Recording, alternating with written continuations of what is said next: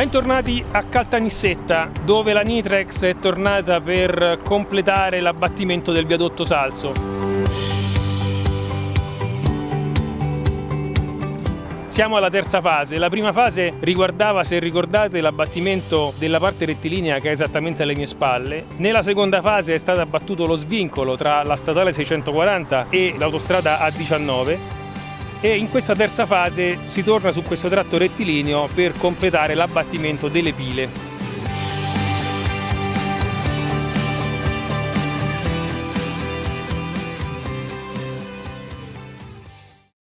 Le condizioni meteo delle scorse settimane hanno reso il lavoro veramente complesso. Il cantiere è in condizioni disperate praticamente, le piste sono totalmente allagate, c'è fango dappertutto, il fiume Salso che attraversa il viadotto è esondato in diversi punti e il movimento dei mezzi sul cantiere è praticamente impossibile. Infatti la Nitrex comunque continua a muoversi, continua ad operare, ma muovendosi a piedi e trasportando a mano in sostanza tutto il materiale, quindi le condizioni sono molto complesse.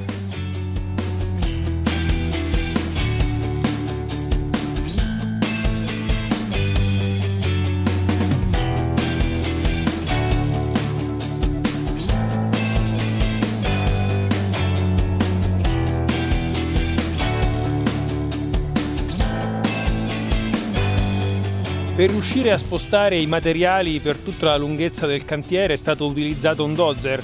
È l'unico modo per poter attraversare questo mare di fango che circonda le pile.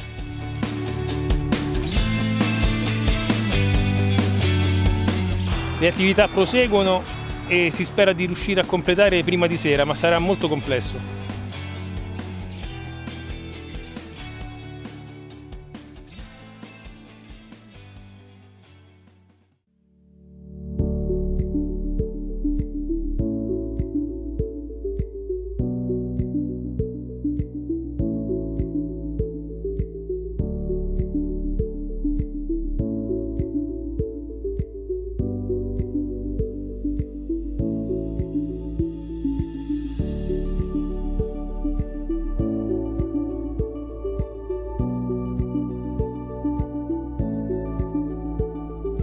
I tecnici della Nitrex, nel momento in cui hanno affrontato la scarifica della struttura per portare a nudo i ferri d'armatura e procedere al taglio, hanno trovato una struttura particolarmente ben realizzata, addirittura, e questo risultava già dai progetti, quindi già lo sapevano a cosa andavano incontro, addirittura in queste pile più alte che sono in curva, con 3 ordini di barre d'armatura concentriche.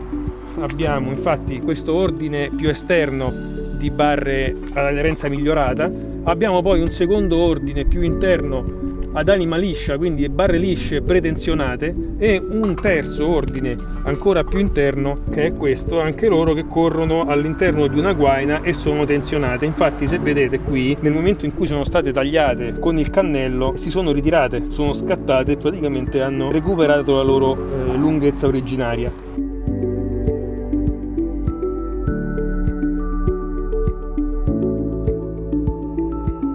Vedete quella parte grattata di calcestruzzo sulla pila? L'esplosivo sta là, anche un po' sopra. L'abbiamo caricato parecchio perché ci sono molti ferri, quindi la carica è maggiore, quindi la protezione è maggiore. I pezzi di calcestruzzo vanno più lontani. Comunque ci siamo tenuti una distanza di sicurezza.